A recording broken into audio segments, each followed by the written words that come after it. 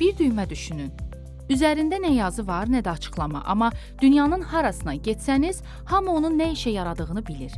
Texnologiya inkişaf elədikcə cihazların iş prinsipi daha qarışıq olurdu. Mühəndislər hər kəsin anlayacağı ortaq simvol axtarışındaydılar.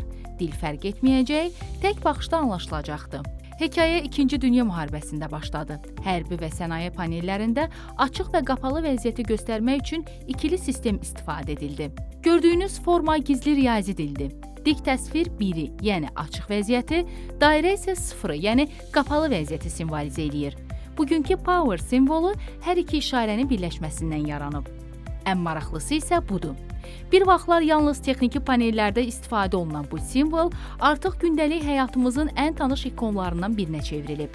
Telefonlarımızdan kompüterlərimizə, oyun konsollarından qəhvə maşınlarına qədər hər yerdə qarşımıza çıxır.